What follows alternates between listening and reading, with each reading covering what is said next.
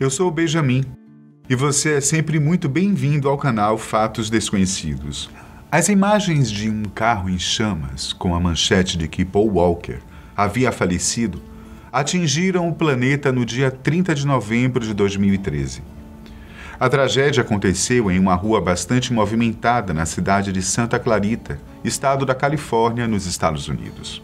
Paul deixava para trás sua esposa, uma filha chamada Middle, que na época tinha 15 anos, e toda a sua família e amigos. Sem contar os diversos fãs, principalmente aqueles que acompanhavam de perto a saga Velozes e Furiosos e que ficaram incrédulos com tudo o que tinha acontecido. Eu irei te explicar como a vida de um ator que ganhava cada vez mais espaço se acabou de forma tão trágica. Como foram seus últimos momentos e até a sua última conversa com sua mãe. Para isso, a gente vai ter que voltar no tempo para eu poder te explicar tudo isso. Paul Walker nasceu no dia 12 de setembro de 1973, na cidade de Glendale, na Califórnia. Desde criança, ele sempre teve um grande interesse por carros e altas velocidades. Um de seus avós corria em competições profissionais de automobilismo nos anos de 1960 e ajudou a transmitir essa paixão.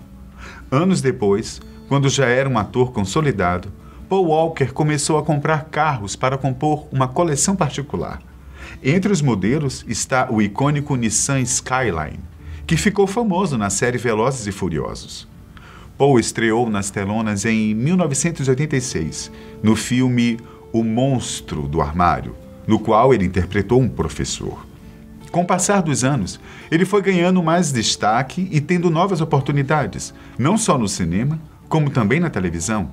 Ele participou de diversas séries, geralmente como ator convidado para 1 ou 2 episódios. Mas foi com a franquia Velozes e Furiosos que Paul Walker começou a finalmente ganhar um grande reconhecimento do público em geral. O primeiro filme foi lançado em 2001. Mas foi a partir do 5º filme que a franquia começou a decolar. Em 2013, quando Paul Walker morreu, ele estava gravando o 7º filme da franquia Velozes e Furiosos. Aos poucos, ele ia ganhando mais espaço na mídia e novas oportunidades de filmes. Aos 40 anos de idade, o ator era uma estrela em ascensão. Ele estava escalado para ser o protagonista do filme Hitman, Agente 47, que é baseado em uma série de videogame bastante famosa sobre espionagem e assassinatos. Só que mesmo com a fama e com o aumento de prestígio em Los Angeles, o ator continuava sendo uma pessoa que priorizava muito a sua família e seus amigos. Em um documentário chamado I Am Paul Walker, sua mãe, Cheryl Walker, relata a última vez que ela o viu. Ela afirma que ele sempre foi um filho muito carinhoso e que gostava de ficar horas conversando com ela. Não por acaso, no último dia que viu seu Paul, foi justamente o dia em que ele acabou falecendo. Eles estavam conversando e se divertindo como sempre na casa dela. O assunto da vez era a respeito do Natal. O ator chegou a dizer que, à noite, iria sair para comprar uma árvore de Natal. Só que, em um dado momento da conversa, Paul recebeu uma mensagem de texto em seu celular. A mensagem o avisava do evento de caridade que ele deveria comparecer. Walker havia se esquecido. Na hora, ele se levantou, se despediu rapidamente da sua mãe e saiu correndo pela porta. O artista tinha que ir a um evento de caridade. O evento de caridade tinha como função arrecadar fundos para as vítimas de um tufão que havia atingido as Filipinas pouco tempo antes. Tudo aconteceu em uma loja especializada em veículos esportivos. Esse seria o último evento que o ator participaria em toda a sua vida. De acordo com uma reportagem da US Magazine, Walker estava muito feliz com o evento e sua proporção, já que havia sido ele o responsável por organizá-lo. Por meio de sua organização, ROW, sigla para Reach Out Worldwide. A organização havia sido criada após o terrível terremoto que atingiu o Haiti em 2010. Naquela época, o ator havia viajado para o país e visto toda a tragédia. Se sentindo tocado pela situação e querendo ajudar o máximo possível de pessoas em situações de extrema pobreza ou vítimas de desastres naturais, ele fundou a Row. No evento, eles conseguiram arrecadar dinheiro para ajudar as vítimas e também brinquedos para as crianças que perderam tudo com a tragédia. Obviamente que isso ajudou a fazer com que a morte de Paul Walker fosse mais dolorida. Ele havia acabado de ajudar milhares de pessoas. Na saída do evento de caridade, Paul sentou no banco de passageiros do seu amigo Roger Rodas. Ele estava dirigindo um carro esportivo vermelho. Aliás, você sabe quem era Roger Rodas. Roger Rodas era um grande amigo do ator. Ele era um homem muito bem-sucedido financeiramente. Já trabalhou para bancos gigantes e também era famoso por se engajar em causas humanitárias. Não à toa, ele estava no evento com Paul. Só que o que aproximou os dois foi o amor que eles nutriam por carros, principalmente os que eram velozes.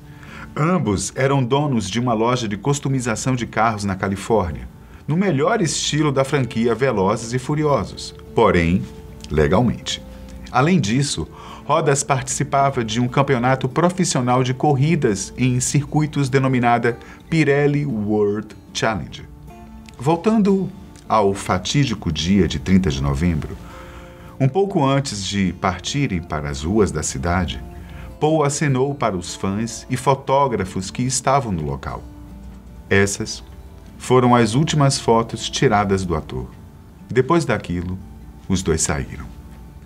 Quando eles estavam no bairro de Valência, em Santa Clarita, por volta das 3:30 da tarde, Rodas acabou perdendo o controle do carro e bateu em um poste de concreto, além de mais 3 árvores. O carro ficou totalmente destruído. E para piorar a situação, o veículo começou a pegar fogo. Apesar de várias testemunhas terem visto e tentado ajudar as vítimas, as chamas e, na sequência, uma explosão, impediram que tanto Walker quanto Rodas fossem salvos de alguma maneira. Quando o resgate chegou, infelizmente, ambos estavam mortos. As investigações do acidente estimam que o carro estava entre 130 e 150 km por hora. Só que a velocidade máxima do local era de apenas 45 milhas por hora, que, convertendo, dá mais ou menos 72 km por hora. Nenhum dos dois havia ingerido álcool ou utilizado algum tipo de droga. A via também estava em perfeitas condições e não foi considerada como um dos possíveis motivos para o acidente. De acordo com a autópsia feita, os dois morreram justamente pela soma do impacto da batida com as chamas que tomaram conta do veículo. Ironicamente ou não, o local no qual Walker e seu amigo morreram era muito conhecido pelo pessoal que promove corridas ilegais de rua, principalmente os de drift, como um local ideal para fazer manobras com o seu carro. Um fato interessante sobre a morte de Paul e seu amigo é que ambas as famílias processaram a fabricante do carro esportivo.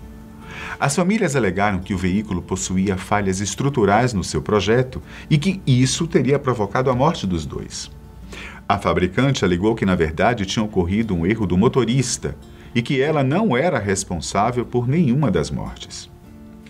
Após a análise da perícia e de especialistas em acidentes, ficou comprovado que Roger Rodas realmente perdeu o controle do carro e sua alta velocidade, combinada com o local da batida, fizeram com que os amigos morressem, eximindo assim a culpa da fabricante.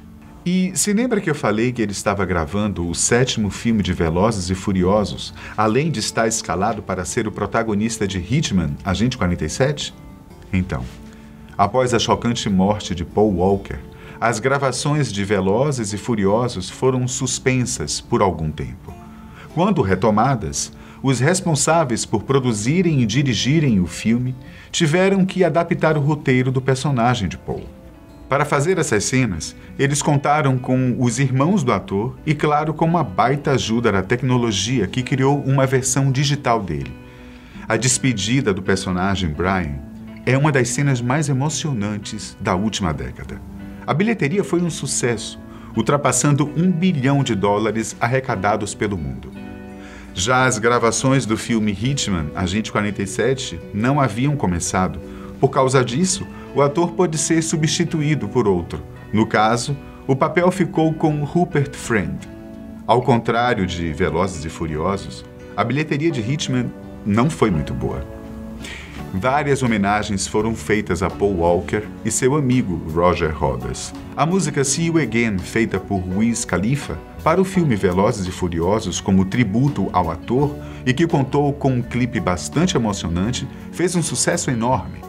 A Row continua funcionando até hoje e leva adiante a ideia de Paul Walker em ajudar as pessoas. Um abraço e até o próximo vídeo.